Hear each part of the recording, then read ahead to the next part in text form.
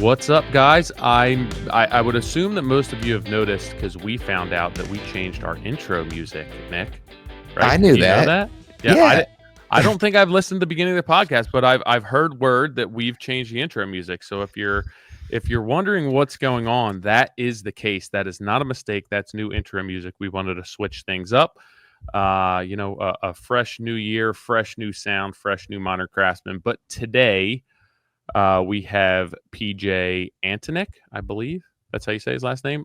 We had him on from Heart of Oak TV, his show Heart of Oak Development. We had him on right during COVID. March 2020 was the last we had spoken to him, and he was just in the midst of full-time spec building. And as the markets change, as life has changed, 4 or 5 years later, business has changed. He has a different path right now. He's still dabbling in that spec world some, but he's found a newer way that provides him with a little bit more comfort, peace of mind, and security when it comes to income. So we dig into that, dig into some of the challenges that he was facing with spec building, a current project that he has going on in Nantucket, and just this new path that he's taking in business, and that he's open to opportunity, right? If the right opportunity comes along, he is not going to say no to a shiny carrot, as he says. So really great conversation. Great guy, has a lot going on. If you do not follow him, check him out. Heart of Oak on Instagram, internet, whatever it may be. I know he's up near you, Nick. So Yeah. Massachusetts, really, South Shore, Cape, Nantucket. yeah, he has a lot going on. If you Google who he is, you will find out. All right, before we get into it, guys, hey, this Friday we are hosting a free workshop on pre-construction. Head over to our Instagram at Modern Craftsman Pod. There's a workshop highlights tab. You can sign up. It is a free workshop. We're going to do case study and Q&A, but you have to register in order to get that Zoom link. Friday, 3 p.m. Eastern time. Hope to see you there. This podcast is brought to you by Andersen Windows. Experience the next level of energy efficiency with Andersen 400 windows with the triple pane glass. The new option is now available in the Northeast and is designed to meet stringent stretch code standards and Energy Star version 7.0 performance requirements. The triple pane option also aligns with Passive House and net zero performance goals. Andersen 400 series windows with triple pane glass boast various coating options for optimal insulation. Customers can choose from options like dual low E4 enhanced or low E4 enhanced with heat lock technology, enabling the best fit for their climate and energy needs. Crafted from wood with a PermaShield exterior cladding, Andersen's 400 series windows combine timeless aesthetics with weather-resistant construction, making them ideal for New England's harsh climate. Additionally, the triple pane glass options helps homeowners reduce their energy bills. For more information, head over to andersenwindows.com/modern craftsman. This podcast is also brought to you by Buildertrend. Let's talk about the bottom line. In construction, margins can make or break you. And if you're still scrambling through spreadsheets or guessing your way through estimates, then you're leaving money on the table. Buildertrend's financial tools like estimates, budgets, and invoices help you maximize profits on every job. You'll have the power to bid smarter, track expenses in real time, and get paid faster because every dollar counts. Schedule a free demo at buildertrend.com/mcdemo and see how you can take control of your profitability in 2025. This podcast is also brought to you by Velux. You're always looking for ways to wow homeowners, and who doesn't want more natural light? With Velux skylights, you can transform any space by adding more natural light without sacrificing privacy. Bring life to focal points, including the kitchen or living room, or brighten up small spaces such as closets or bathrooms, and leave your clients speechless. Learn more at veluxusa.com/remodeler. I just have my messy office in the background. Yeah. Works. The unfortunate part is my office is also laundry room, mud room, powder room, multi-purpose. So it's messy, and this makes it look a little bit cleaner. I like it. Nick's is legit though. Nick's got like the sound blocking shit. Right from, where'd you get it? Alibaba? Alibaba. Alibaba. It's funny. I've Much never bought anything from Alibaba. I've been enticed to buy like a really cheap skid steer from there. That, PJ, that is an aggressive first Alibaba. I've never heard of it. purchase. I've heard of Temu. I think. Oh, that's the other one, Temu. I see those little like cheap dingoes for like $6,000, which cost 40 or 50 in America. You're like, Can you fit it in the back of your Japanese truck? I don't know. I hope so. Which, by the way, is the best investment I ever made on the island of Nantucket was that truck. Dude, I have so many questions about Nantucket, but that truck, it's so funny because John Marley, who I don't know if you know him, but he's a project manager down in Pennsylvania, has built some incredible homes. But he had one of those Japanese trucks, like He still does. he does, but like he had it like 10 years. He got it like 10 years ago, like before it became viral. And I could be totally wrong, but I think he paid like $2,500 for it. Yeah, I mean, you could get them on Craigslist for like $3,000. Oh, okay. Because I was gonna say now they're like, I mean, at one point they were like 10 grand. Like people were buying, like shipping them here and selling them for 10 grand. It was just nuts. So the Honda dealer in Hanover, the manager is like our age. He's super chill, and he had one, and he loved it. So he started importing them once they turned a certain age that you were allowed to import them now. So he started importing them and selling them. And what's nice about buying it from him is it's titled. You don't have to worry about any of that stuff. And his shop goes through the whole thing. So it's like in perfect working order. Yeah. So it's legit. So I think I paid $7 for mine. Yeah. But then of course I put the lift kit, the tires, the rack, the fog lights, the jump seat in the back. I put all that stuff on it just because like. Do you have a tilt bed?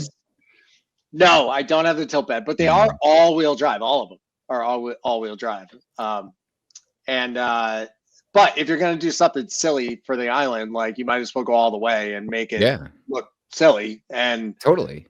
I mean, so I see him in the city all the time. There's a plumber in Boston that's got one. I'm telling you, man, you park it anywhere. Yeah. It's great. I filled it up once this summer and it cost me $18. Is it a company? Is it a company truck? I haven't seen it. Let me see. Yeah. It's easiest for me just to pull it up on here and show it to you on there. Here it is. This is the easiest. It's like, it's my background. Let me show you. Yeah. Yeah. Oh yeah, that's sick. So you can see it has the rack is really great. It's strong. I put LVLs up on top of it. It's awesome. Yeah. And all I need is a runaround vehicle to go to the hardware store. Yeah. You know? And it goes on the beach. Yeah, that's awesome. My favorite truck ever was a 2-door Toyota Tacoma that was like 4-wheel drive, standard cab, power nothing, like 5-speed manual. And I got rid of it because I needed an actual truck and like couldn't afford 2 vehicles. And it's a regret that I've had my entire life. And like to the point where I found the guy's contact in my phone like 10 years later and was debating reaching out to him being like, by any chance, do you still have that truck? And if not, who did you sell it to? It was so sick. You just like, there's nothing to go wrong with it. It was a 4-cylinder, like got great gas mileage and you just couldn't kill it. I mean, there's something just like we spend all this money on all this unnecessary stuff all the time, and our personal life, our businesses, everything. And there's something so refreshing about buying a right-hand drive, stick, AM radio, 3-cylinder truck.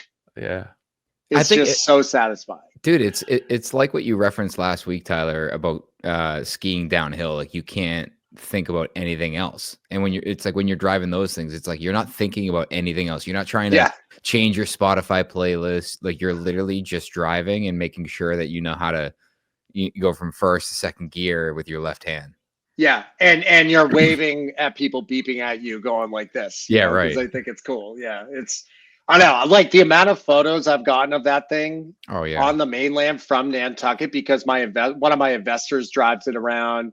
My brother-in-law was out there for a week, so I told him where the key was. He was driving it around. Like, I've probably gotten 24 photos of that thing while I wasn't even on the island. Dude, it's good branding, and it was cheap. You know, you think about like what that does, $7,000 for a vehicle that is also getting a ton of attention. Mm-hmm. Yeah. And is like really useful out there as well, you know.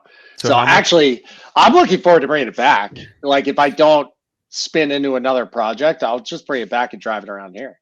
So how much did you put into it above the $7,000? Is your wife gonna listen? Probably another 4.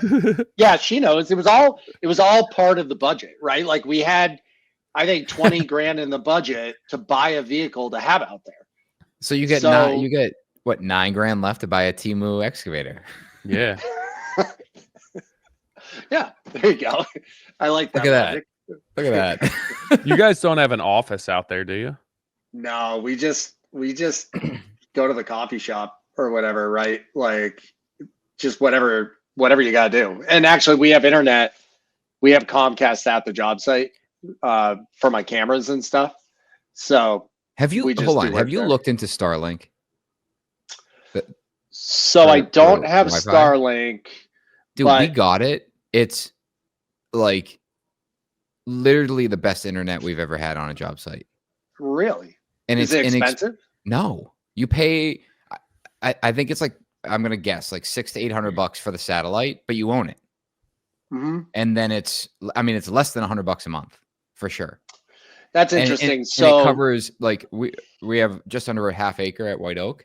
Covers the whole site, like, and everyone's on it because there's no phone reception there at all. So everyone ties to the Wi-Fi there. That's interesting. So I should have that in Cohasset. There's no service over there. It's phenomenal, and you can get the ones that connect to your vehicle. You can literally like suction cup it to the roof of your truck, and then you just have constant Wi-Fi. That's really interesting. Yeah, no, I haven't done that yet, but I did. When I got my Verizon business account, they were offering a freestanding modem that you could bring anywhere and plug in. So it's kind of like Starlink. That's what we had originally. It was AT&T, and you could connect one phone to it. And then after that, it was just like, exponentially worse every time someone connected on it, and you could only work within like 15 feet of it. Interesting. Yeah. I haven't actually used it yet. It's just in my van. I don't know. But anyway, long story short, when I'm out there, I just work wherever I got to work on the ferry. I do most of my work on the ferry, and that's it. What led you to the island? Because like you and I have talked offline quite a bit. We've looked at probably a half a dozen projects on the island. None of them have stuck quite yet. So I'm curious. If it's like, how, like, what brought you there, and what your thought is, what, a year into it at this point, maybe more. Yeah. Are we recording? Are we doing this? Yeah, we've been going since I got on. So the island was interesting. It kind of fell in my lap. So somebody I know from town, oddly enough, I met at Starbucks. I do a lot of work at Starbucks because it's a nice place for me to like run into people, network a little bit, and also get work done without getting bothered by people in my office, right? So I'll go in there early in the morning and sit there for 2 hours. And I met this guy, John, and we just became friendly. And then it turned out we knew common people. And over the 2 years I would run into him at Starbucks probably twice a week, we got talking about doing projects. And he was like, I have a place in Nantucket. I really love it out there. I know the values are great. I want to do something in Nantucket. I'm going to find us something in Nantucket. And of course I'm like, all right, well, good luck. Like I'll probably never hear from you. Right. And sure enough, the guy shows up 6 months later. He's like, hey, I think I found us a project. Can you come to the island on Friday? We'll look at it. I was like, sure.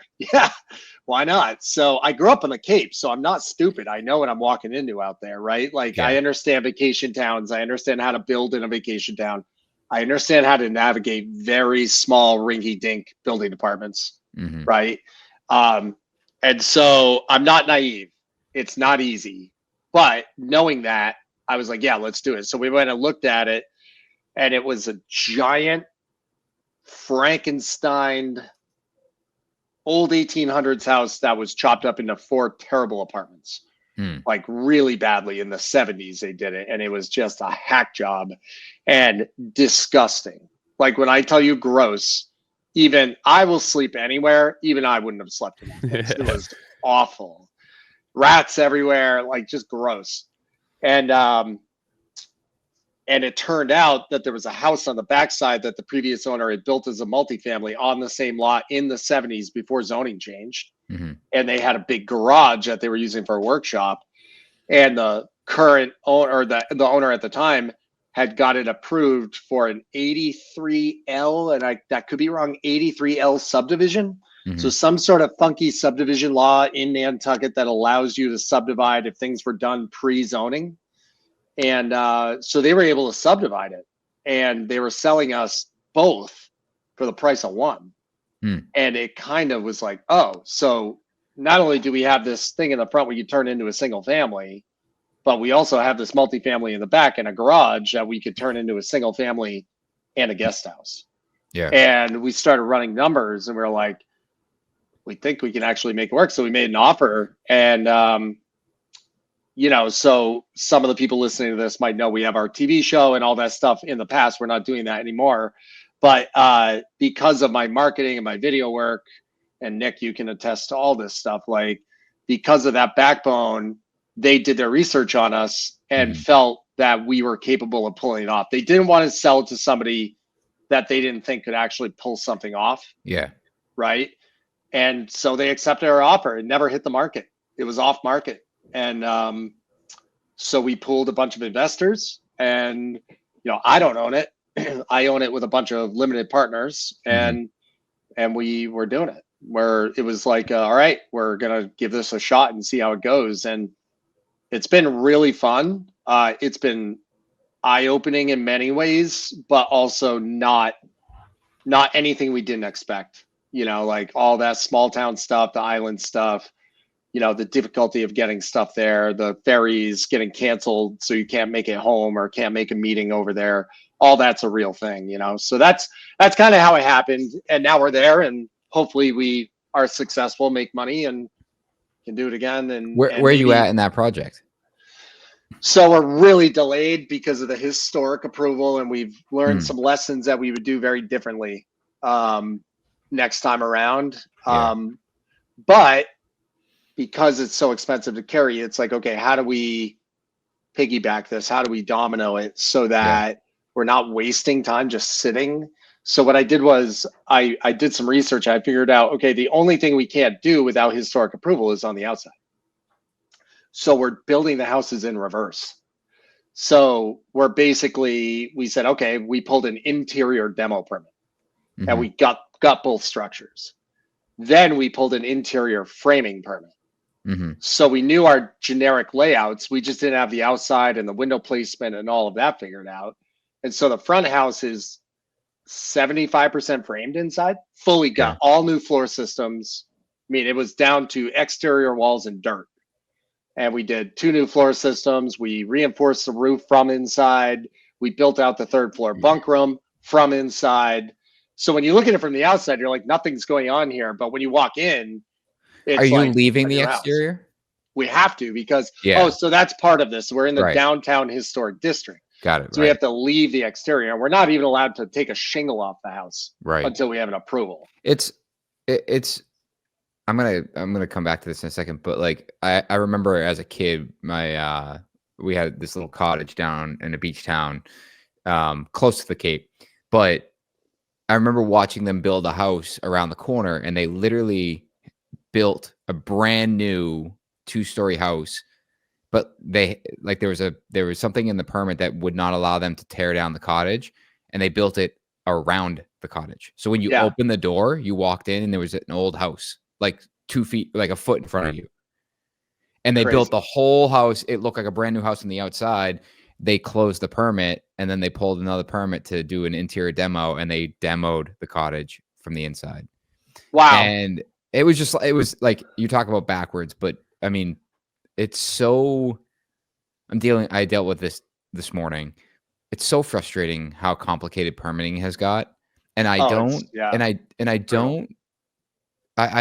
necessarily blame like entirely like the system, because I think that there's so many people doing such shit work and pulling complete fast ones that these rules get put in place because of the worst of the worst.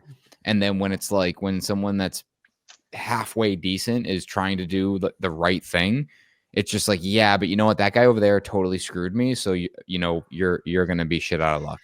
Yeah, we're at the whim of other people creating this, right? And insurance companies, right? Like both. A lot of towns just don't want to deal with the liability, so they make it really tough so that they don't have to worry about it. They don't care if it's going to cost you another $10,000 of permitting fees and engineers and all this stuff. Yeah. They just want to know that they're off the hook, right? So I think the historic approval in Nantucket, a lot of it has to do with the fact that so many people have opinions and they want to make sure that it's done the right way. And I totally respect that. I have no problem with that. Yeah. But how do we go through those motions while still getting something done so we're not wasting money and time? And so the back house, same thing. We pulled the interior permits. And so we're about 3 months behind because of historic approvals. Basically because of our fault, because we should have gone about with the plans differently. We underestimated the amount of detail that had to go into these plans. And so when we first presented, we weren't really ready. And so we created our own problems. And so I've admitted that, obviously. And now, like, moving forward, I would do it much differently. And I've learned a lot of things I would do differently. Now I could easily get through. But the first time, what are you going to do? It's the most complicated, busiest historic district in the country. Are they hassling you for going about it the way that you are now? No, I mean, the town's been awesome. The building commissioner, building department's been great. They're like, yeah, you just can't do anything on the outside. Pull a permit for anything you want on the inside. So I've been able to get a lot done, but from the outsider walking by, they're probably like, what is this guy doing? Like, this is so backwards. Yeah. You know, pull your job site sign down. Yeah, well, no, you're not allowed signs in the historic district. So, hence the mini truck. No, zero. Hence the branded mini truck sitting in the front yard. Makes sense, right? That's why we did it. And so, and the business card holder sitting next to the front door. Yeah. Right. So anyway, long story short, do I enjoy working on the island from the mainland? Honestly, it's been fine. Going to Chatham was way worse than going to Nantucket, because going to Nantucket, it is 1 hour door to door from leaving my door to getting on a ferry. 1 hour exactly on the dot. And so I'm driving, just making phone calls like it normally would. And then I'm on the boat. I got my computer out. I have an hour of screen time. I get all my emails done. I walk 7 minutes to the job. I do an hour and a half, 2 hours of meetings or whatever I got to do. And then what am I going to do? There's nothing else for me to do at that point. I walk back to the ferry, get on. I'm home by 5 o'clock. It's really not bad. And I'm getting work done on the ferry, both directions, uninterrupted by anybody. I get, so you're like on that, how many times a week are you going to Nantucket? When we were really in the grind, I was like once a week. Oh, and every other week I would stay over. I would like book a room just in case, and I would stay over and try to be as productive as possible. So if you saw on Instagram, like I was gutting the back house myself, not because I couldn't sub it out or I couldn't find somebody. It was like I was there. Yeah, right. And I'm like, I got nothing else to do, and I know I have a meeting tomorrow. I'm just gonna put my gloves on and start tearing this place apart and save myself 20 grand. Yeah. Right. And I loaded 5 dumpsters by myself just because I had nothing to do. So I was listening to the Modern Craftsman podcast, of course, because I wouldn't listen to anything else. Makes sense. And I was gutting a house. Like, you're there, you might as well take advantage of it, you know? And so I guess the thing is, like, we're capitalizing on every trip the most we can. Like right now, my colleague one of the people on my team is presenting the front house for the final time to Historic tonight.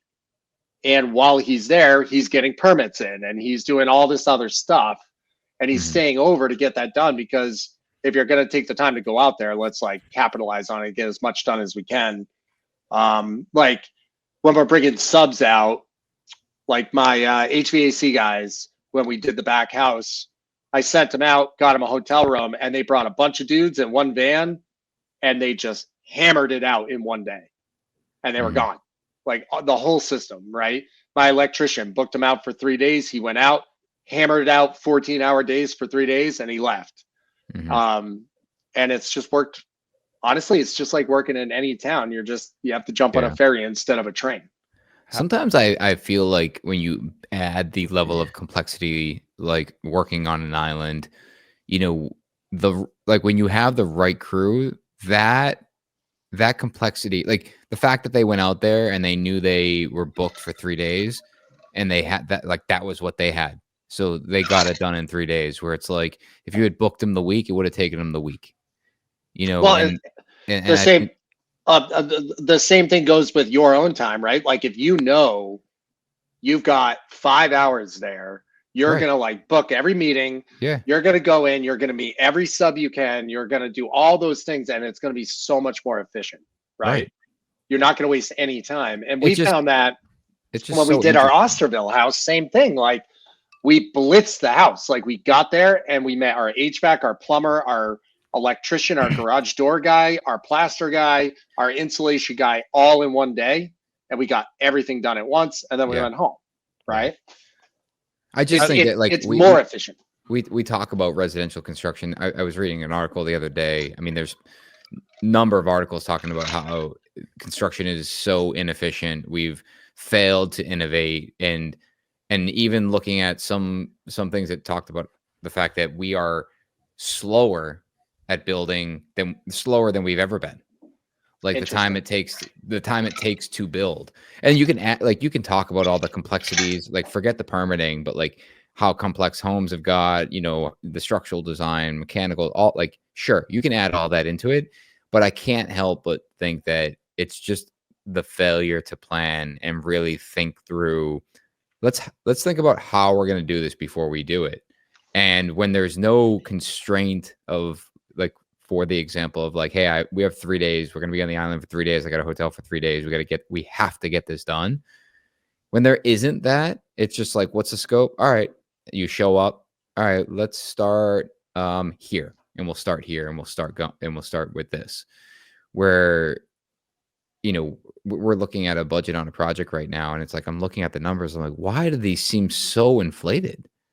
And it's like, well, they've never done it before. It's like, all right, so have they, like, are they just putting a wild ass guess to it? Like, you know, where is this number being derived from? Because the way I look at it, it's like, if you think about this, you can turn this into a production line, and you should be able to set 4 guys up and complete this in a week. And I'm a classic oversimplifier. Like, that's, at this point, it's a joke within my team where it's like, Nick, you're oversimplifying it. But it's not, but you can also, like, so many people overthink it too. 100%. And it's like, right? my intent isn't to oversimplify. My intent is to challenge it, where it's like, sure, like maybe I'm oversimplifying it, and maybe I'm saying it's going to take half the time it really takes, but you're telling me it's going to take double. And that's like 100% increase. And I'm talking about a 50% decrease. Like we're somewhere in the middle there. And, you know, totally. And I've always said, I don't know where I heard it, but it was like constraint breeds creativity. And I'm like, that is how we should be operating. You know, whether it's a budget constraint or time constraint, it's like we should be operating with a constant constraint. So we're pushing ourselves to be creative in our approach, in our design, in the efforts to do great work. Mm-hmm. What who found that house? You said the guy that you met at Starbucks. Yeah, well, just who's now a partner in it. He lives out there part-time and is just in the know, and stumbled on it with his real estate agent, who was a local agent. Yeah. So like they knew that somebody wanted to unload the property, but wanted to find the right person. Exactly. Yeah.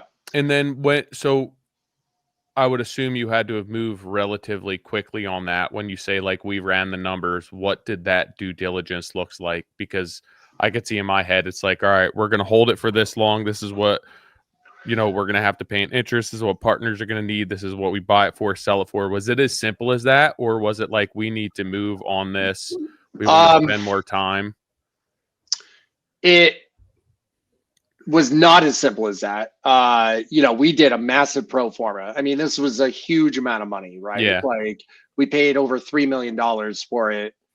It's another 3.5 to 4 million of construction. You got lots of expensive carry costs, really expensive insurance. The insurance out there is nuts.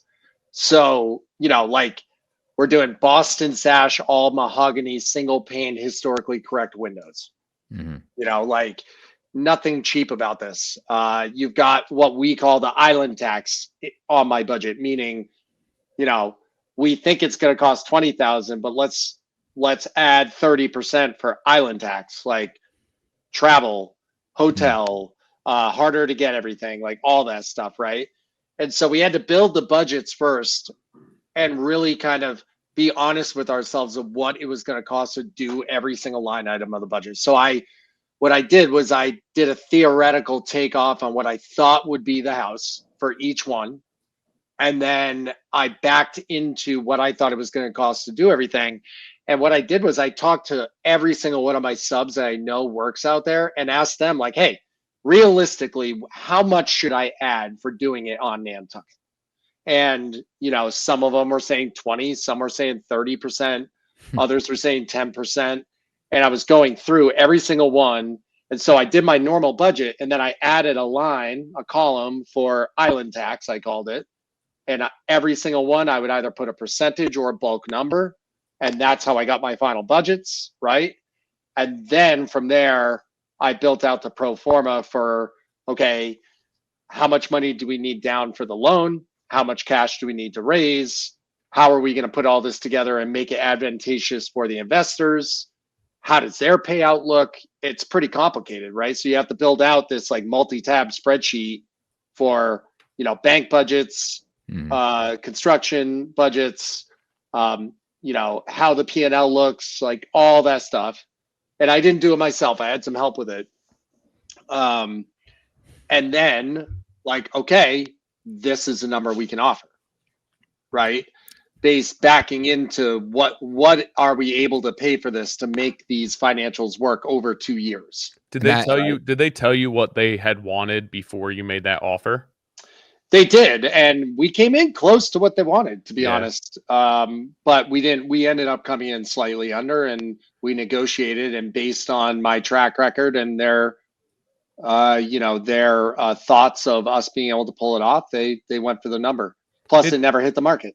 It's crazy because it like the price point on the lot and the buildings itself doesn't seem like that much, but you're almost backed into having to spend so much more on the construction because of where it is, that it's almost like how can you do this with still retaining profitability? Well, and I haven't yet. It's not done. Yeah. But I mean, you would think like, oh, I can buy these 2 lots for $3 million in Nantucket. It would be like, yeah, sign me up all day long. But then not understanding how much it's going to cost to build because of where it is and the historic aspect of it. Well, the unknowns are, how long is it going to take me? Yeah. Because it's not normal. You can't be like, oh, this is a normal, this is 12 to 14 months. No, it doesn't work like that, because you just can't control the historic district. Yeah. You just can't. And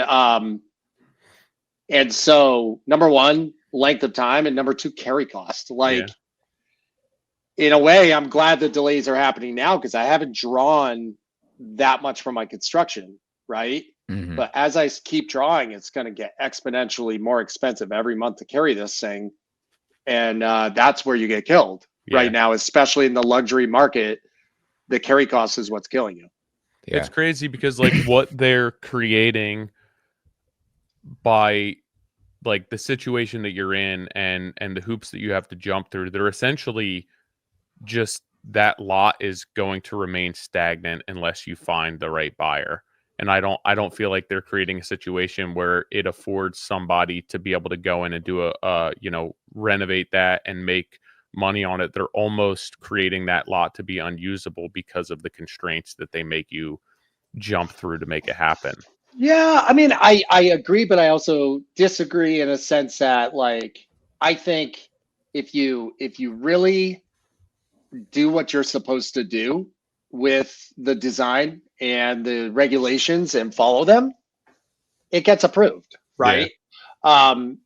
we are doing that, but we screwed up the way we presented it, right? And so looking back, I would have done it much differently, and we would have sailed right through.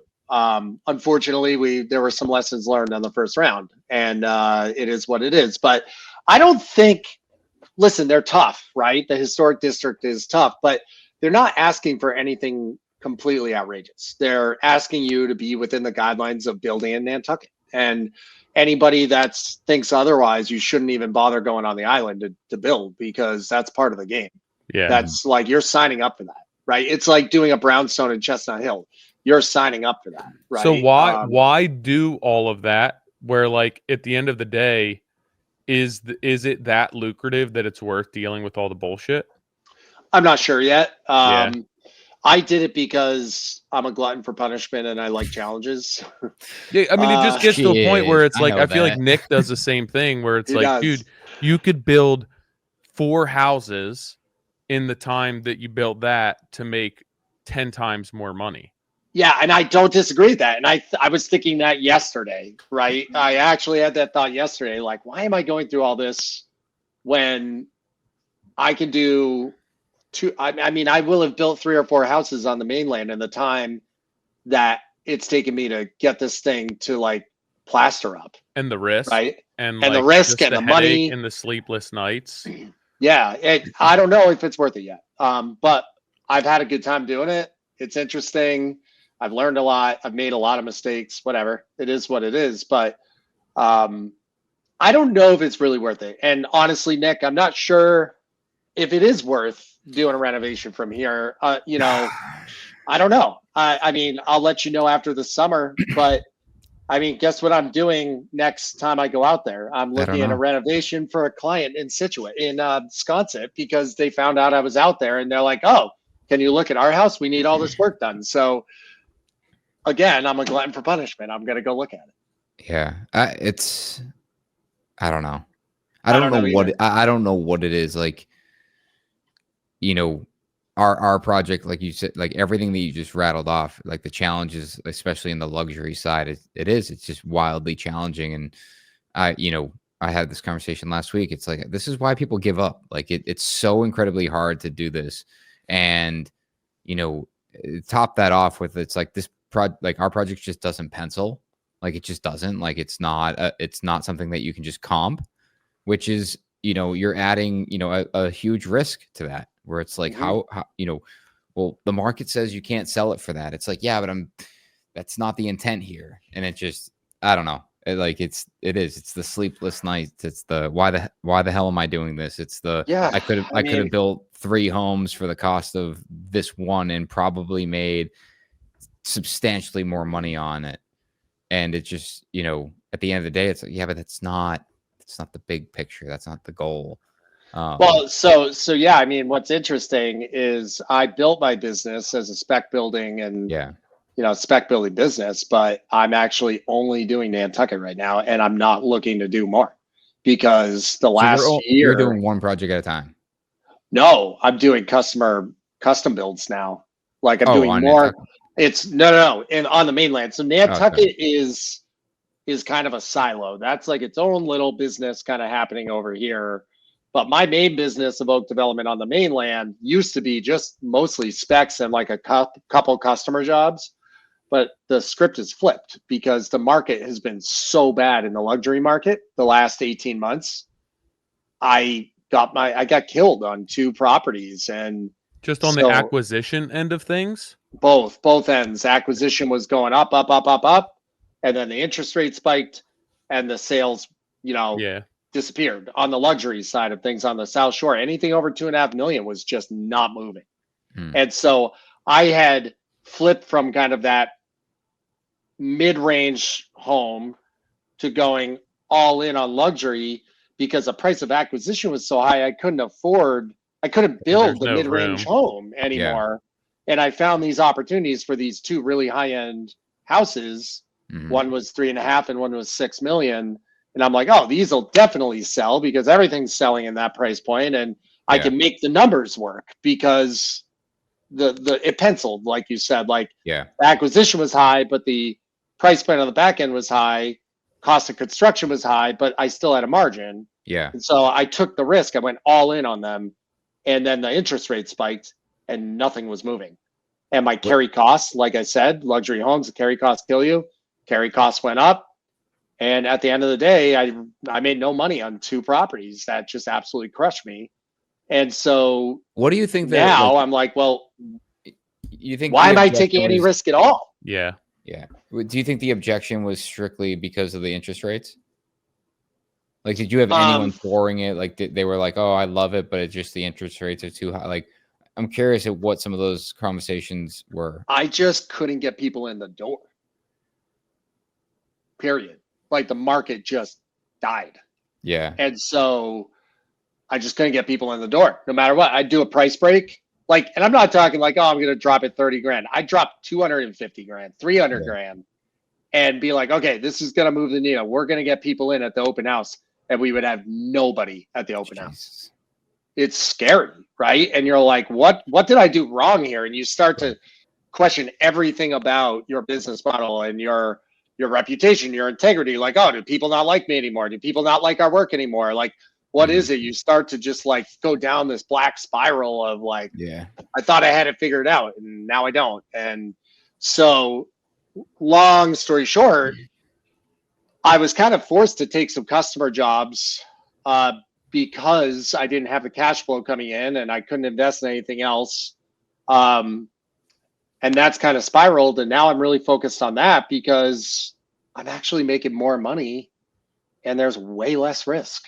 And so, and not even renovation, just custom building, right? Like whether it's a full gut reno or a new construction, right? I'm just making more money. I can predict my cash flow.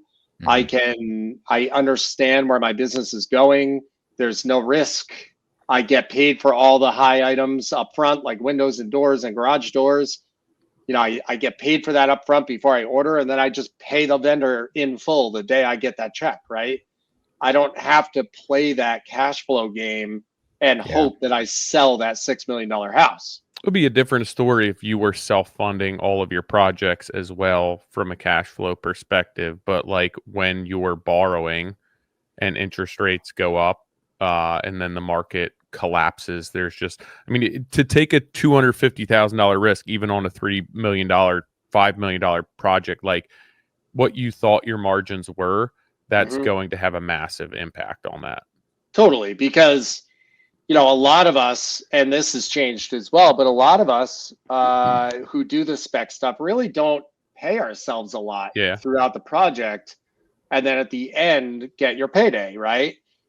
I have now since changed that quite a bit, but at the end of the day, like your payday is really on the end of the spec when that LLC is done and you get your bonus out of it, right?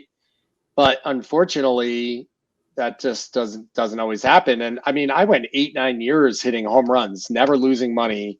All the builds were profitable and we were able to leverage them. And then 2 in a row of just not small houses not making money was tough, right? And that's the reality. And normally people don't speak about this, right? But I don't mind speaking about it because I've learned a lot of good lessons and now we're in a great position and we're doing great. And if other people can learn from my mistakes, I'm happy to share.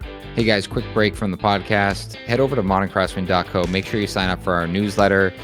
All the latest and greatest is on the website. We have our coursework up there. We have our free downloads up there.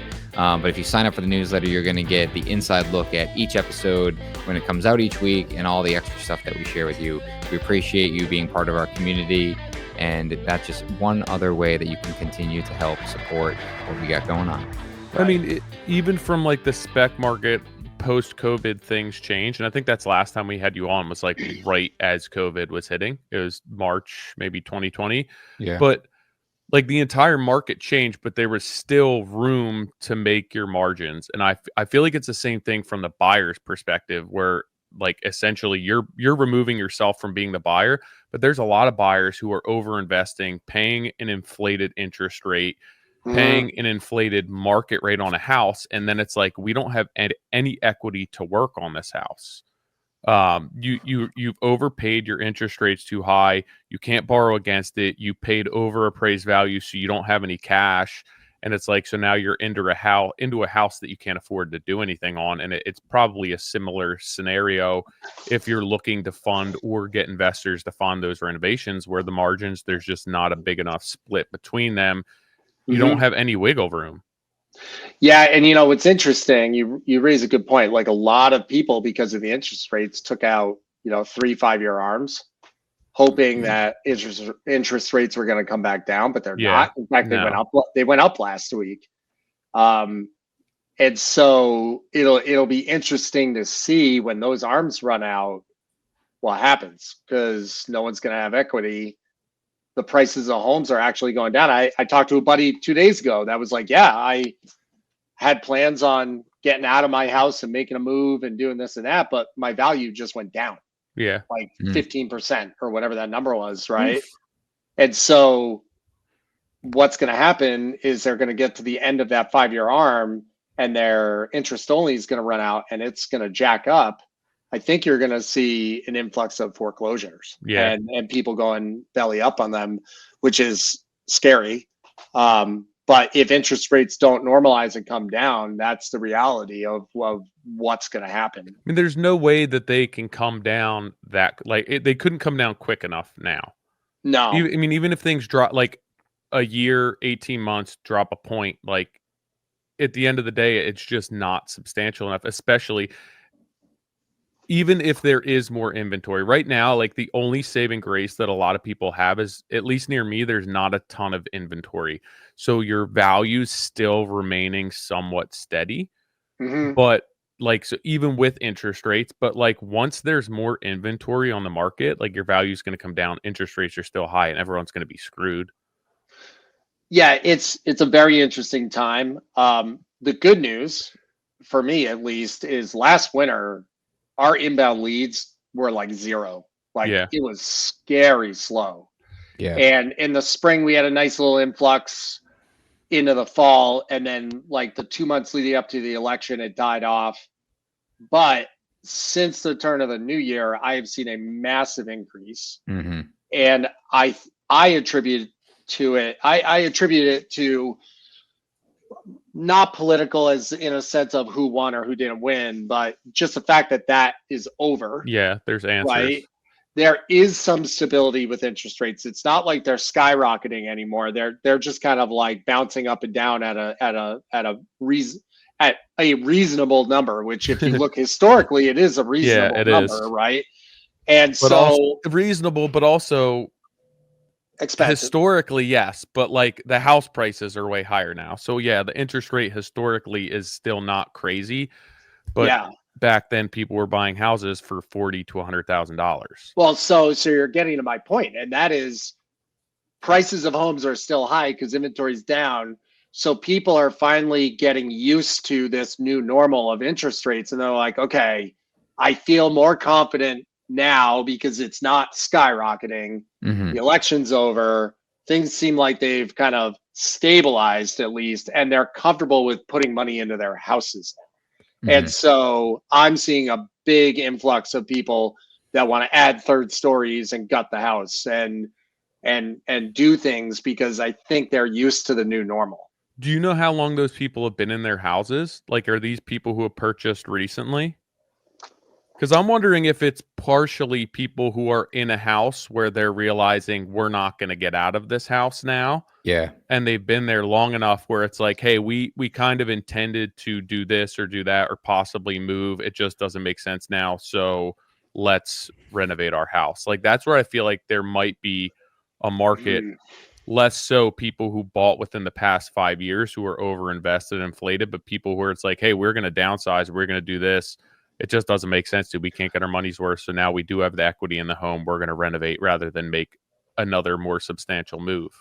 I think your assumption could be accurate in other areas. I don't disagree with that. In my area, I'm very fortunate, like Nick, to be in a very affluent area. Yeah. And so people tend to have deeper pockets.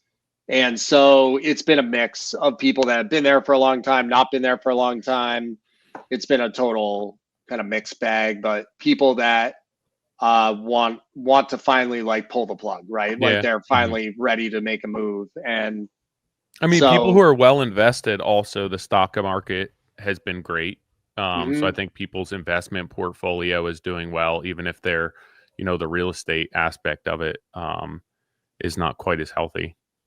yeah, I mean, it's a really interesting time for sure. But on the customer side, I keep looking at my board here, my wipe off board, and I mean, I've got a lot of projects sitting up there that are active, and I have a bunch of them sitting in the estimating / question mark column. So it's good. And until Nantucket is sold, I'm really not. I don't have the appetite for any spec stuff unless it was pre-sold. Then I would consider it. But right now, it's too hard to make money, man. I mean, I used to buy lots in Hingham. Not that long ago, 4 years ago, I was buying lots in Crow Point and Hingham for 350 to 400 grand that are now selling like instantly for 1.2 million. I was gonna say over $1 million. Yeah, like we have a client down there that bought a property, and it's crazy, like what they're paying. It's crazy. It's like I said to one client, I'm like, I don't feel comfortable advising you to buy this lot for $1.2 million. I paid $400,000 for the same lot essentially 4 years ago. Yeah. And so there's just no way you can't buy a house for 1.2 million and then spend 300 a square foot or 250 a square foot to build it and make money. There's no room. You just can't make money. The square foot cost, this is going to probably piss off a lot of people because the market is so different across the entire country. But I truly cannot understand how people are paying, like building for even under $400 a square foot. We looked at a project. It was a multifamily and really, really cool architecture. And I'm like, dude, I reach out to the developer. I'm like, I need to do this. This is cool. Like, it's up my alley. We can execute on it. He goes, absolutely. I got a bid at $275 a foot. I'm like, dude, good luck. I was like, I can't even come close to that. He goes, what do you think you could do? And I'm like, I've done the math on a project like that. We're over 400. He goes, oh, no way. Like, we can't even, like, we wouldn't even be able to touch it. Now, granted, like, our single family stuff, we're like 700 plus. Like, yeah. I don't know how you're getting that, to be frankly honest. Like, that's a huge number. That good for you. It's just, I mean, like, let me going back to the other, like the 275. So I end up meeting with another architect who is in that space. And I'm like, can you explain to me how, like, I've done the math and I have done everything I can to be as aggressive as possible. I've been in positions where it's like, I need a job. I'm going to go with my best foot forward and make this thing happen. And I can't come close to that number. Like, we're buying the same material.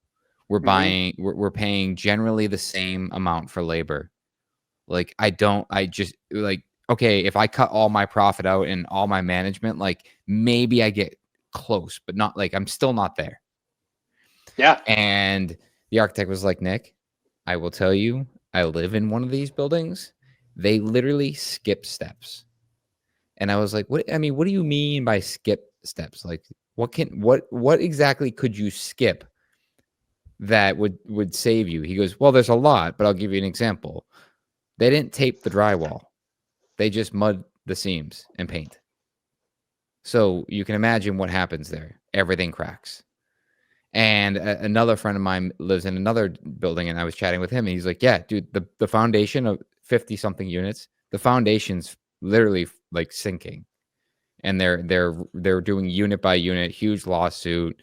Another building down the street, the whole facade got ripped off after 3 years because the entire thing leaked, and they had to go back and re-WRB the whole building. I'm like, I'm sitting here, I'm like, so this is what 275 is. How do I have the conversation where it's like, you don't want that? Yeah, I had this conversation this week with a client that wanted me to price out an enormous build, huge addition, adding 3,800 square feet to a 5,000 square foot house, right? And they want me to, and by the way, it's got a slate roof. It's got all Marvin Ultimate windows. Like, they want me to price it on a schematic set of plans. And I'm like, Sure. okay, I'll give you a ballpark. Yeah. I give them the ballpark at, you know, a number that I think is probably not even enough, but that I feel like I could hit because I really want the job because it's such a cool job. And they're like, oh, well, it needs to be a third of that. And I'm like, I don't know how I can do that. And so I invite you to get other bids. I don't know what to tell you, but I deal with this all the time. Like, I think you and I are very similar in the fact that, like, I'm not the most expensive, I'm not the cheapest, but I am by far the most realistic. And I'm going to shoot you straight. I'm going to tell you what it's really going to cost you. And I lose jobs all the time because I'm not willing to kind of tell them a number and then hit them with change orders. Yeah. Right. Like, that's just not how I operate. And I can't morally do that. But that's what happens. So, you know, a lot of people will say, well, I can't afford 1.6 million. So I found someone to do it for 1.2 million. And I'm like, okay. Yeah. Number one, you're not going to be happy with the results. Number two, it's going to cost you 1.5 by the time you're done. Right. Because they're just going to get hit with the change orders. Right. Or they're going to call 8 months later and ask you if you can bail them out.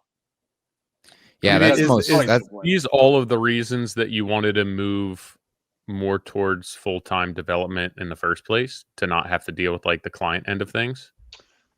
Yes. Right. Yeah. So like when I started the business, I grew up in a family of trades and everybody struggled with customers. Right.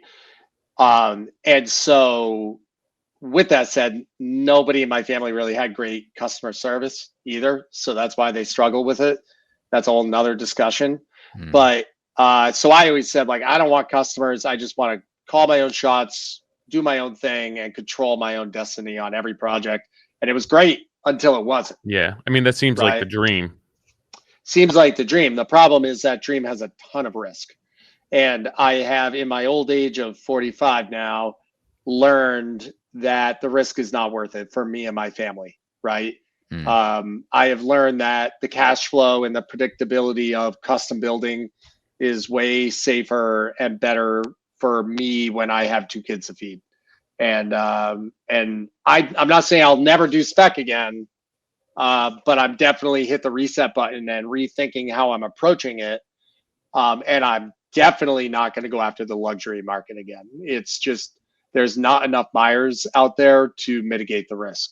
And so for me, unless it's a pre-sale, you know, like if somebody were to sign a contract and I carry it till the end. Yeah. I mean, essentially that's a custom at that point. It is, but it isn't. Yeah. So it is, but people don't act the same because they're not writing checks out of their checkbook. Sure. Right. They're writing a big check at the end. And so the relationship is much different and easier. When someone is living and breathing and writing checks out of their checkbook and going and checking it with a flashlight at night, it's a different animal. And that's a true custom build client. And so what I've done is created a really, really robust way to handle these clients and manage it properly to reduce the amount of stress. Yeah. And honestly, it's been working really well. And so right now I have a group of great clients that are paying their bills lightning fast and answer me quickly, and we're ahead of it and we're planning and everything's going awesome. And so if I go back to spec, which, I mean, listen, I'm going to end up doing it. I'm like, I can't walk away from a shiny carrot. I'm going to go back to doing houses that are more reasonable, that more people can afford. I'm going to hit probably a quicker turnaround as well. Yeah. I mean, I'm not going to be a house flipper, right? Like that's not who I am. But like right now I'm looking at this, but it's a long-term plan. I'm looking at a subdivision in Pembroke, right? Because people out of the city, no kids or about to have a kid, can't afford Hingham anymore. And they're going further south. And Pembroke has a great school system. And I found this situation where we might be able to do 10 houses. So maybe what we do is we pick 3 model homes and we pre-sell them all, and we sell the lot with a construction portion, right? Like, how do I do those 10 and sell starter homes in Pembroke, Yeah. but nice starter homes that will sell fast, and I'll pre-sell them to mitigate the risk. So what's the Cliff Notes look like that on a deal of that caliber for you? Somebody's coming to you, hey, we have this potential project as investors. Like, what's that look like? That's a very broad question. So how would I physically put together the funding? Is that what you're asking? I mean, like, how is this coming across your plate? Real estate, commercial real estate agent in the area that knows us and feels it's too small for a Toll Brothers, but too big for the average guy.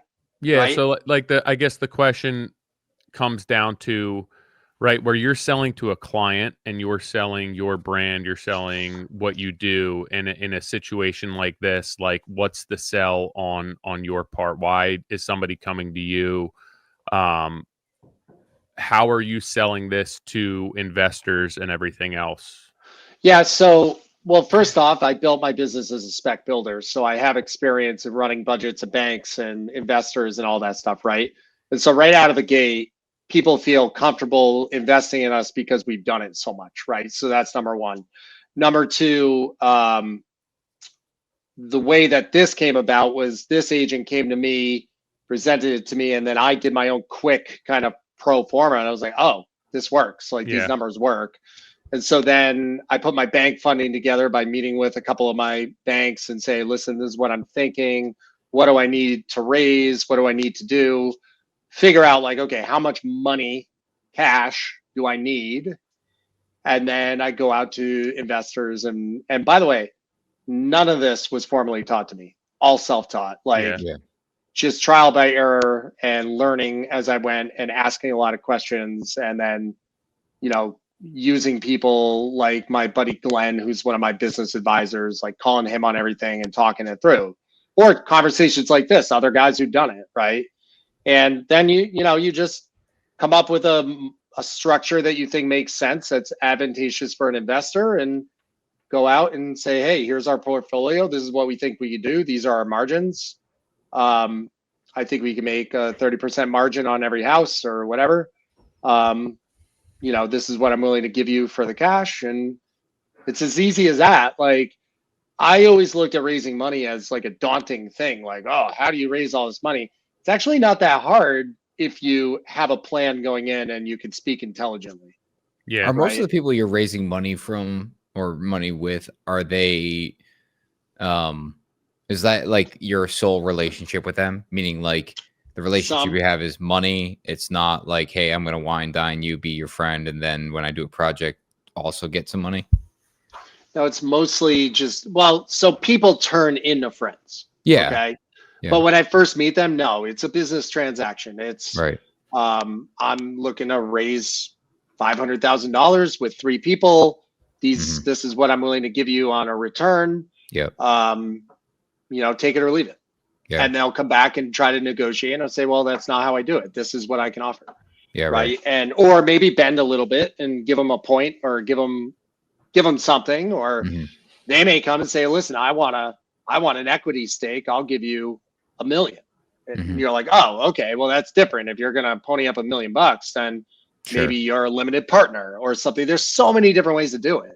I think that's the most confusing and difficult aspect of it when you begin to start structuring things differently, because it's like, what's my point of reference, right? Where if it's just money and they're just making money on lending it to you, it's like, all right, I at least have some sort of basis. They could make X amount putting their money in this, so I have to be like more than that, or I need to create a risk scenario that's less risky for them, whatever it may be. When you start structuring equity in and everything else, it's like, I feel like it gets very confusing and very convoluted.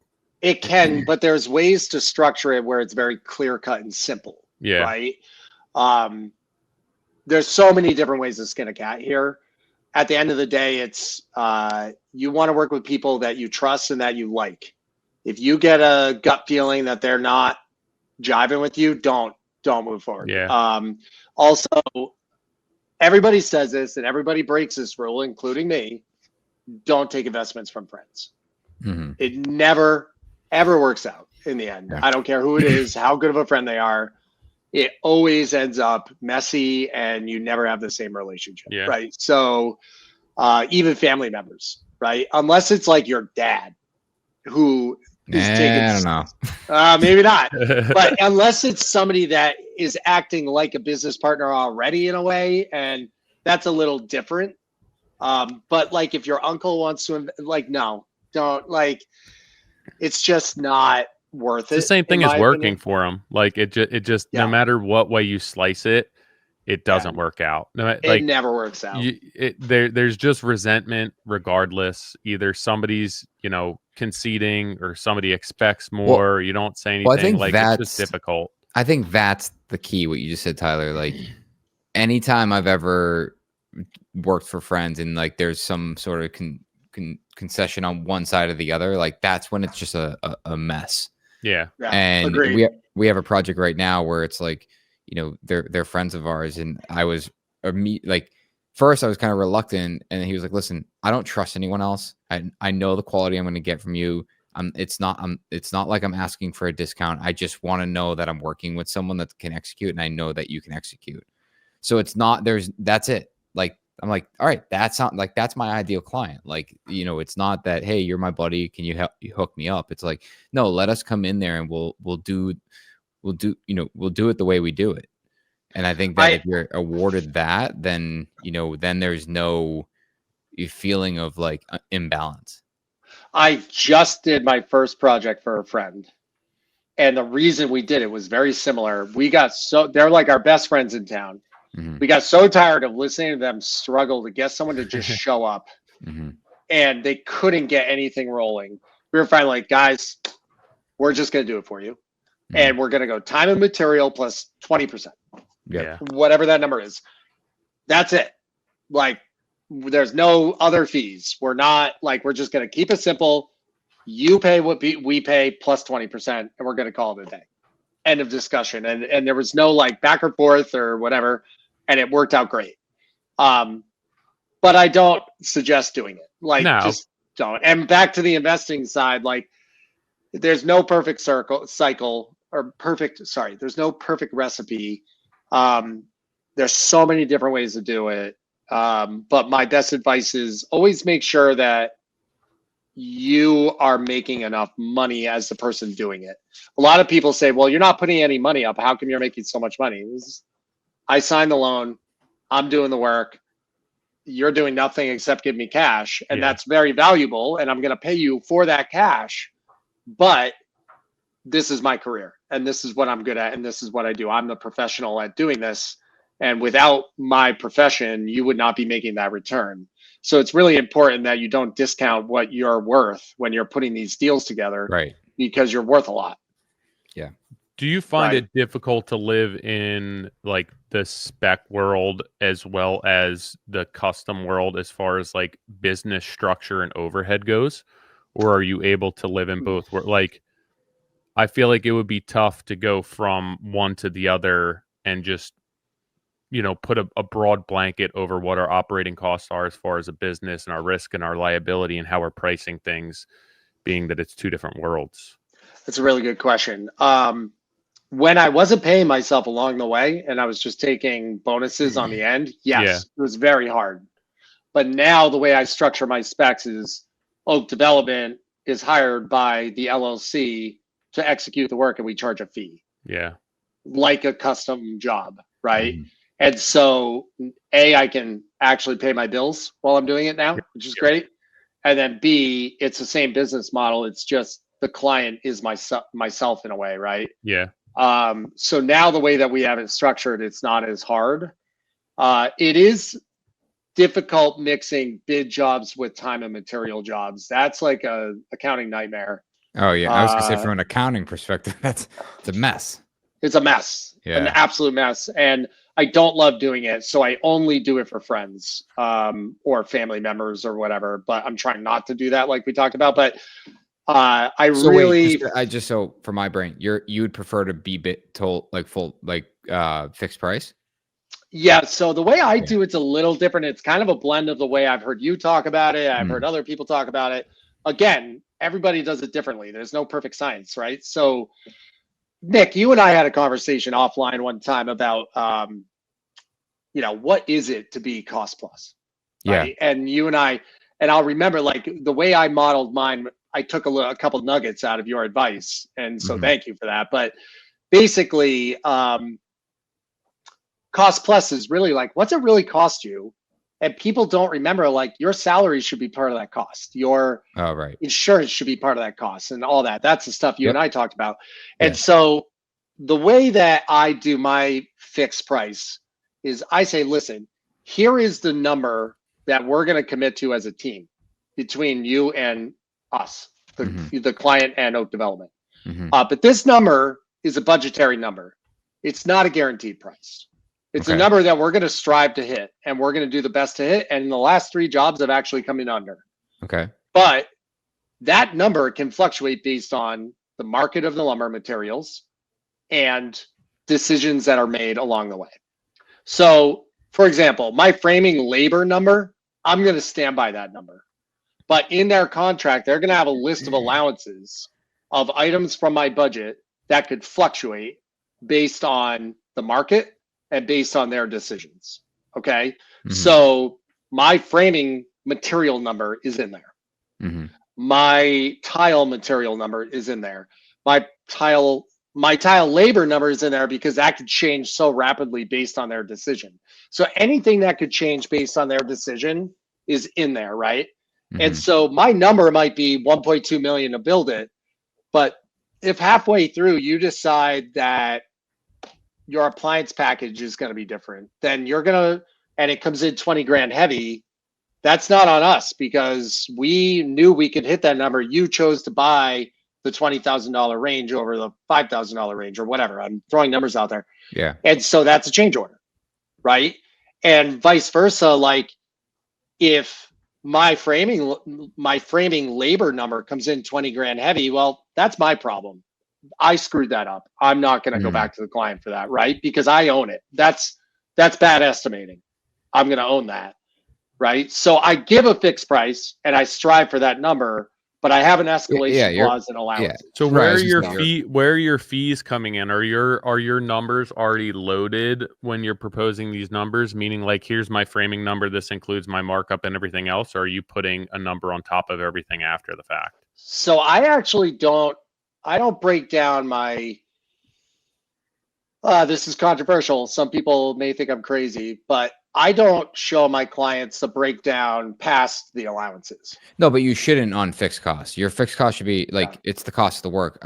But Tyler's question's fair where it's, Like if you're giving them a labor, hey, it costs 20 grand to frame. Does that include your markup or? Yeah, it would. And basically any change order is the cost plus 20%. So you're providing them with loaded labor. So what you're doing realistically is pretty close to T&M. Probably not from a tracking perspective, but like having loaded labor rates in there. And this is what we cost, this is what we charge, and then not having a markup afterwards where like cost plus is going to be, hey, it's 20,000 plus we have a 12 to 17% markup on top of that. That's the plus. Yours is within that. It's a blend of the two, right? Yeah. That's actually pretty similar to what I do, to be honest. It's establishing that budget. Here are our costs, here are our markups, here's the scope, here's everything's written out. And then it's like, we're going to manage that budget as we progress through the job. And you can basically decide if you want to spend more or you want to spend less, but we have numbers in there that we're going to manage to.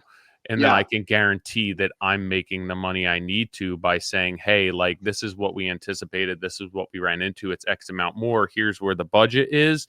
We can move these numbers around, but like, do you want to spend more? Do you want to spend less? Do you want to reduce something on scope? But mine's all loaded rates as well, where I'm showing them everything and they know the markups, but I'm not applying a markup to the whole job afterwards just because my jobs aren't big enough. It would be tough for me to make money. I need higher markups that are already loaded into that. So the reason I like the way I do it is I don't have to show every receipt and everything in the back end, right? I don't have to track all of that and share all of it. Yep. It's just an administrative nightmare for me.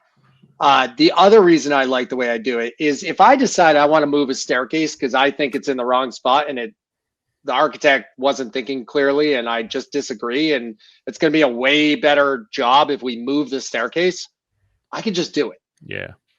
And I could say, guys, that's on us. We think it's the right thing to do. I'm just going to absorb it. I'm just going to move it. We're making plenty of money, right? Like I don't have to nitpick every single nickel and dime. I can feel comfortable saying, well, I know in my head, I saved 15 grand on this line item. So it doesn't matter if I want to move this staircase. Like it's all going to flush out at the end. And so for me, like I strive not to go back to the client. I strive not to have change orders because for me, I want my client to not be stressed out. Don't worry about it. Right. What are you looking for, Nick? A charger. Sorry. No, that makes sense. And like for me, I don't necessarily want to go over budget, but I'm doing renovations on older homes. So like what we anticipate and what ends up happening typically are two different things. Totally. And for years, I made the mistake of not quantifying or at least having any sort of a metric for what we were putting in place versus what we anticipated. So I would always over execute and the clients were getting so much more value than it was worth. So I need to have some sort of metric where it's like, this is what we're going into anticipating that I can back up against, where it's like, hey, the framing cost $4,000 more because we had to redo this, and this, and this is in our original budget, in our scope, what we anticipated. And this is completely different. I can't pay for that anymore. You have to pay for that. You can decide how we're paying for that, right? Do you want it to come out of something else? Do you want to, have more money? Do we have a contingency? Whatever that is, just because it's always so much different. And at the end of the day, like they may spend $100,000 more than what our anticipated budget was, but it was based on decisions that they made or things that were unavoidable. We found rot, whatever it may be. To me, that doesn't mean that project was over budget. Like the original scope, we executed for the budget. There were things that were outside of our control that cost more money. And that's somewhat where that was bred from for me, where I think a lot of people with like the cost plus just think, I don't think they're tracking it enough on the back end. Yeah, I understand there's receipts and everything else, but I don't know if they're backing that up against what their budget was to understand where the money's going within that budget, or somebody's just paying more, or they're just not making enough. It's funny. I just had a client that I was like, we were dead on budget. And they're like, well, no, you weren't. We were $45,000 over budget. I go, well, yes, but no. Like, if you look at the original scope, we were dead on budget. And they were like, well, no, you were over budget. I'm like, oh my God. No, like for our scope, that's what we priced the job. And they just X amount. Yeah. They couldn't wrap their head around it. I'm like, it's because you made expensive decisions. Yeah, but it's like the same thing for me is if that's happening, right? And it's like, say that was all because of one decision, where it's like, I want to be able to go to the client and be like, hey, if you make this decision, it's going to be 45 grand more. And then they can say, yeah, we want to do that. Or you know what? Let's pull this from the scope. And for me, that's like, at the end of the day, I'm guaranteeing that I'm making the money that I need to make, while my client is making the financial decision as to how they want to spend their money. And it's not with every little thing, but big things like that. I don't want to own that crap, or I don't want to feel badly for being like, yeah, it's 45 grand more because you made this decision. Yeah. And that's an extreme example of it, obviously, but one of the craziest stories I've ever heard, like what you just talked about being quote unquote over budget, was they were talking, they had this guy reached out to one of his clients, was like, hey, do you mind being a reference for us? And he's like, yeah, absolutely, not a problem. So the potential client calls this guy as a reference and chats like, how were they to work with? Oh, they're great. Were they on budget? Oh no, they weren't on budget. They were actually like, they were way over budget. Were they on schedule? No, they were way behind schedule, but they were great. Like I'm super happy. Like I would totally recommend them. So this potential client calls the guy back and was like, yeah, I mean, talk to him. He sang your praises, but we just have some concerns. He told us that you were way over budget and way behind schedule. And the guy calls his past client. He goes, "Why would you tell him that?" He goes, you were way over budget and way behind schedule." And he was like, "You added scope. We talked about, like, we were dead on budget. Everything that was over budget was stuff that you added." He goes, "Yeah, I know. Like, I know that was my decision, but like, we weren't on budget." He's like, No. You had the choice to remain on budget. Yeah. The project was not on budget, but that was not a builder doing. That was you making a decision. And I think that's where it gets twisted. It's like, wait, are you asking if I'm on budget or if the project's on budget? Yeah. It's like it's funny how people, they definitely forget. Yeah, they twist it. Yeah. And we talk about this. This is why it's not easy. Yeah. And we talk about this until we're blue in the face, but it's like, this is why you hear communication. Hey, write a change order up. Make sure on the change order that you write how many days it's adding to the schedule and that they initial next to that, saying, "Oh, this is adding 28 days to my schedule. Yes, I acknowledge that." And it's like, yeah, it's not a big deal. I'll just fit it in. It's like, here's your one chance to add time to your schedule to make sure that when you finish it on time, that you can now say that you finished ahead of schedule because you banked the 28 days when you sign the change order. And it's like, it's the screwed up the screwed up part about client work is that we constantly are in negotiation with primarily ourselves. Like, it's not even necessarily the client. And I think it's like, it's the first time you put the estimate together and you scroll down and look at the total and you go, whoa, I do the same thing. I better tighten this up. And then you go through and you tighten everything up and you send it over to them. They're like, "Hey, can you tighten it up?" They don't know you already tightened it up. And then I do the same exact thing. I never look at the total till I'm done. And then I look at it and I'm like, oh God. We have it minimized on our spreadsheet now. So like, it's the first thing I do. Like, I minimize it and I'm like, I'm not looking until it's over. Cause what I'll do is I'll be like, I'm trending pretty high and I haven't got to mechanicals. So let me go value engineer $250,000 out of this job real quick. It's like, why? This isn't my house. This isn't my doing. They've asked me for a number.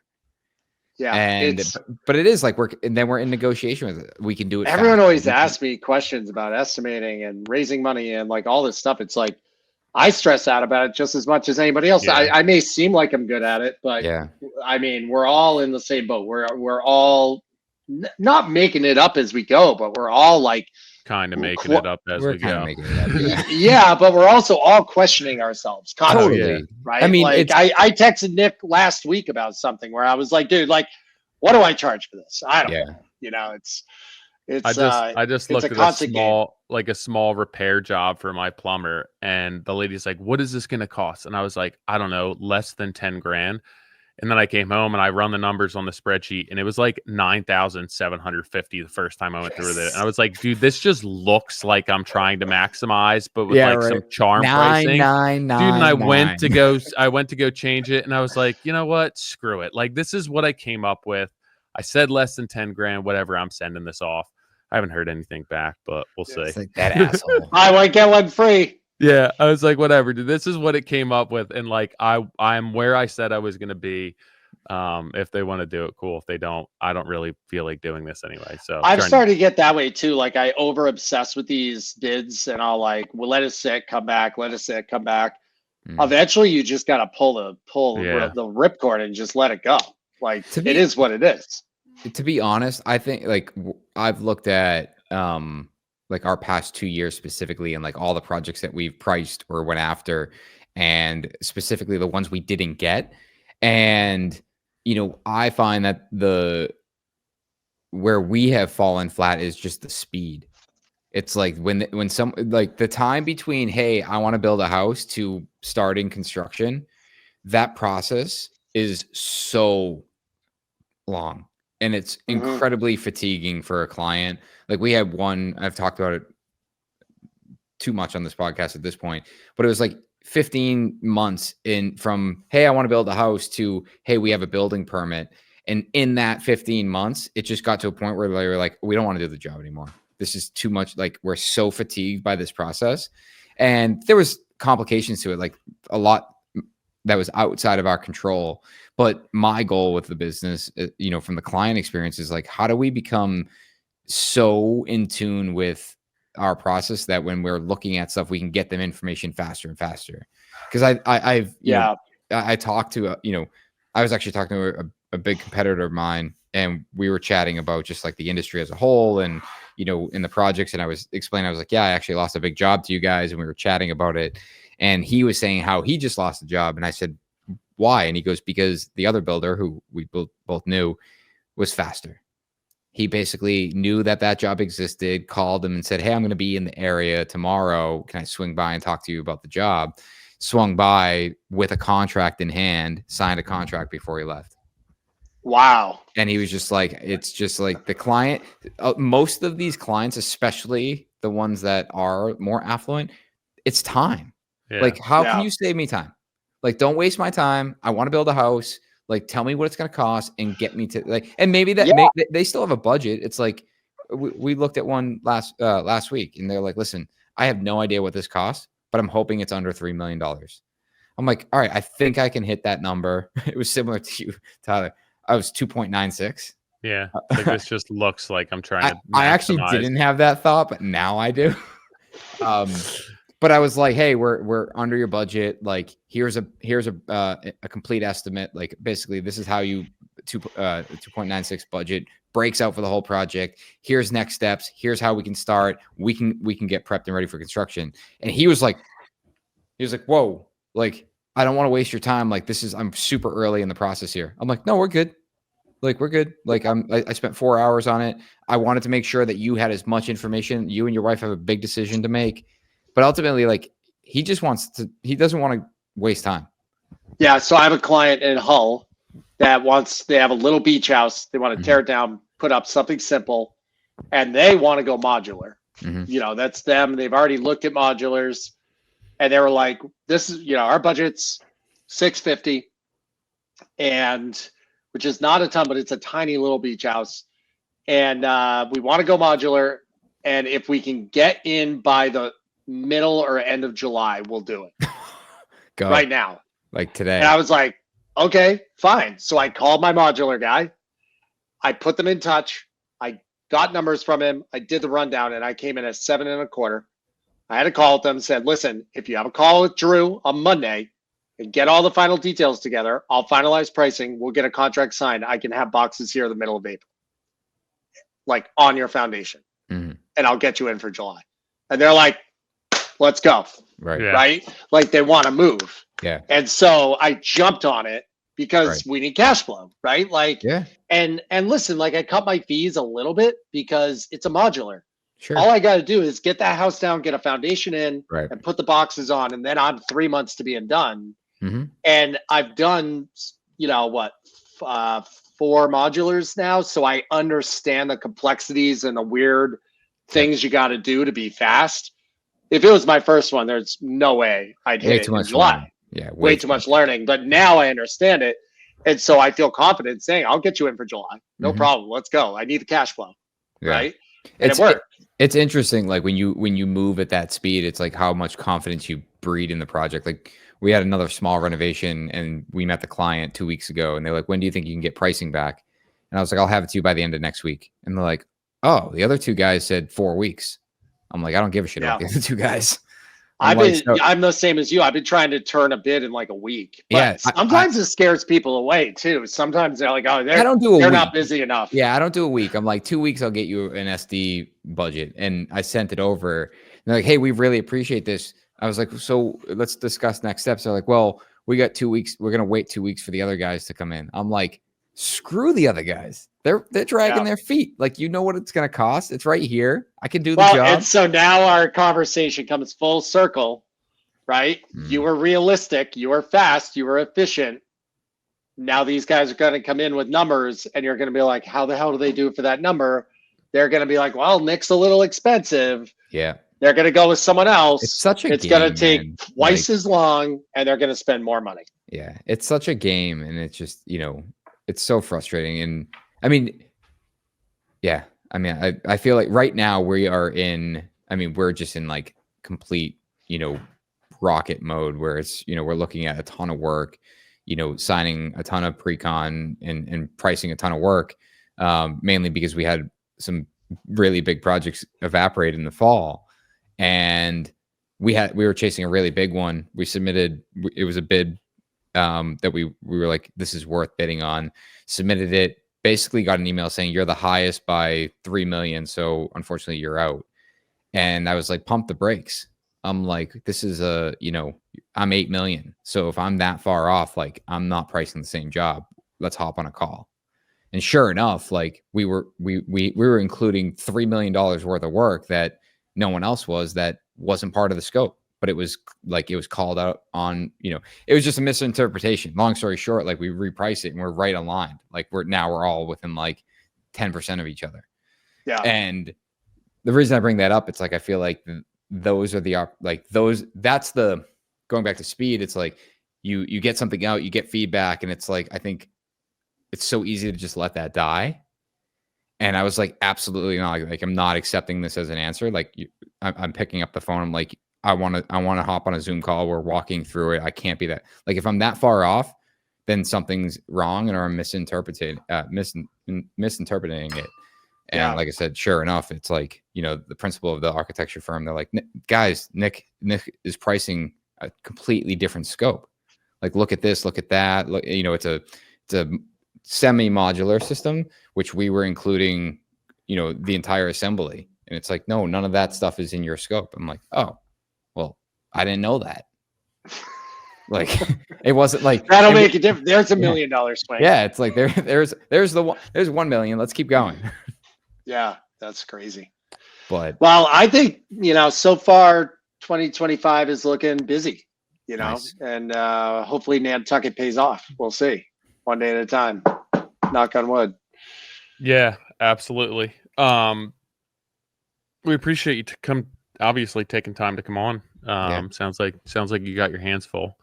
I do. Yeah, it's good. Always looking for more. Always looking for more revenue. Always looking for more opportunity.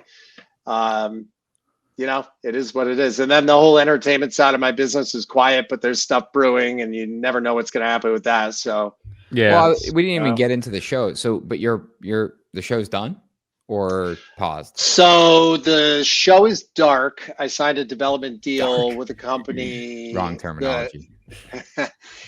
Signed a development deal to try to pitch a show nationally. Not necessarily our exact show, but a very similar one. Nice. And we've been working on that for about a year. I just needed a break. I had been shot nonstop for 4.5 years. I was tired. We never stopped. We just kept rolling into the next season. Mm-hmm. It was great. 56 episodes. It was fun. But now I'm doing some small content stuff online, and otherwise working on this pitch. But I would be amiss if I said I wasn't like, maybe I should start filming again, because I got a lot of business out of the show. And so it was a nice marketing arm, and I might bring it back. We'll see. I'm not sure yet. I have a lot of people asking about it all the time. So nice. We'll see, but one thing at a time. But I will be out. I will be out at International Builder Show. If you guys are out there, we'll have. Oh, sweet. Yeah. Oh, yeah. We'll be there for sure.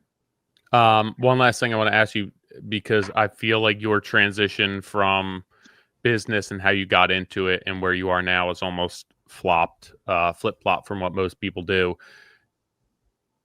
Being that you have gone from, specs to development and back into working for clients and customers, do you think that transition was natural, easy for you? Are there things that you learned as a developer that you use in your everyday life now working for clients that have made that transition smoother for you?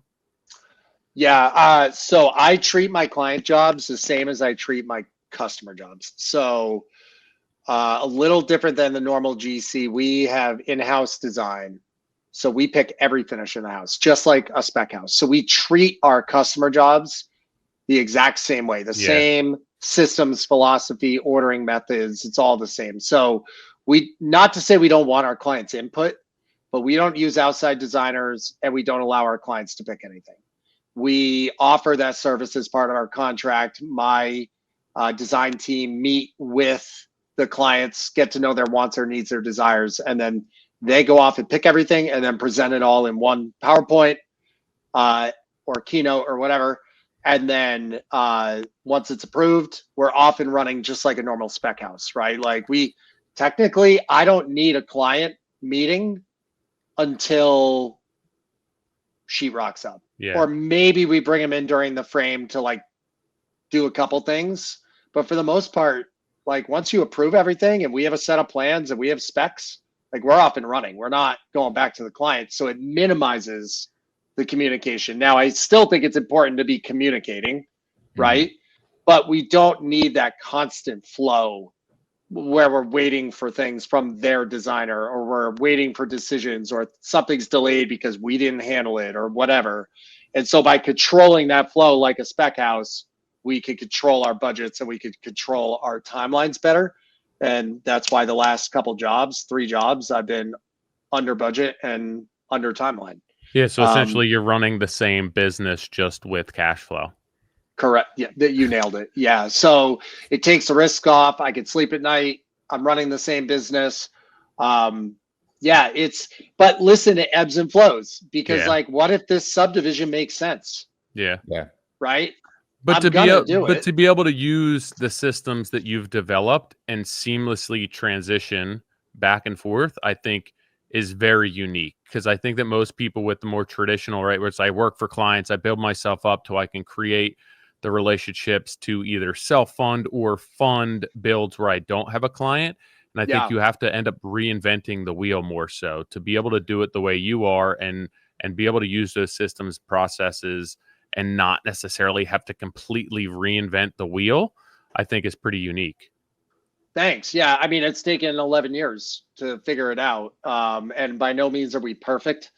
And we're still learning on the customer side. But I think the biggest thing for me is I could use another project manager. And honestly, like I could really use someone drawing in-house. We're a demo guy.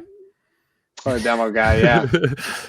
So, but yeah, it's worked out for me, and I'm gonna flip flop back and forth for sure. It's I just don't want to pass on opportunity, right? And so by having one system for both, it makes it easy to go either direction.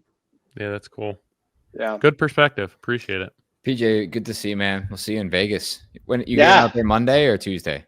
I'll be out there Monday. Lizzie's coming out Tuesday, but I'll be there Monday to come Friday. To our event? I'm not aware of any event, but yes, I'll be there. All right. We'll send you the link. What event is it? Monday night. We got a mixer going. There's like a couple hundred people for our Contractor Coalition Summit. Oh, I'd love to be there. Yeah. I'll definitely come. Food and drink. I think it's at Park MGM Monday night, 6 p.m.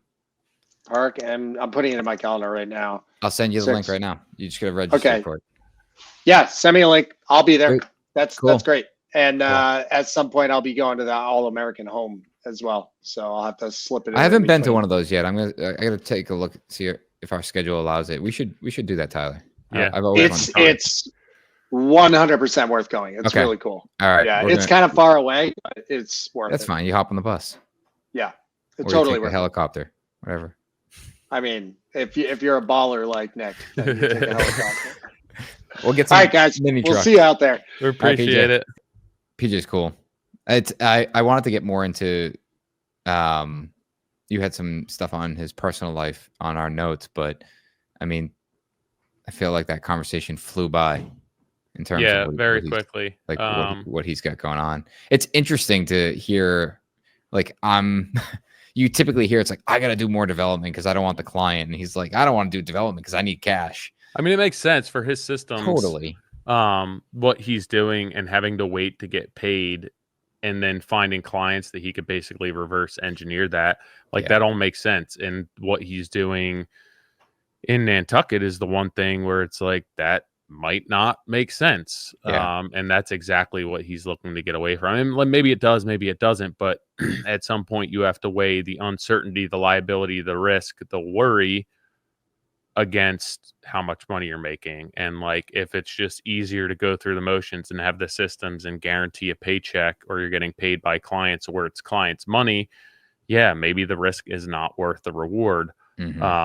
I would assume, like anyone else, it comes down to ego and chasing, what not ego in a bad way, but just what makes you tick and what you want. And I think that ends up being responsible for a lot of the decisions that we make and the path that we take, more so than the safety or the security of a paycheck. I'd agree. The sleepless nights. Head home. All right, guys. Well, we appreciate you listening. Head over to moderncraftsman.co. Check out everything we got going on. Make sure you sign up for the newsletter. You get the inside sneak peek of every episode and some bonus content each week, as well as our tips that we share on a daily basis. If you guys haven't already, we are hosting a free workshop to discuss pre-construction. Yeah, that's this Friday. Yeah, this Friday. So make sure you click the link. It's on our Instagram. It's in the highlights, I believe. And we want to make sure you're there. It's, like I said, complete free workshop. It's a Q&A session. We're also going to do some case study discussion, but everyone is welcome, but you have to register in order to get the link. So make sure you click that to do so. If you have any questions, hello@moderncraftsman.co, and we'll get back to you ASAP. Yeah, if you go onto the our Instagram, Modern Craftsman Pod, there is a workshops icon in the highlights. You can click on that. If you really have trouble finding it, shoot me an email, tyler@trghomeconcepts.com, and I will send you the link. But you better try all the other ways first. Yeah, you better.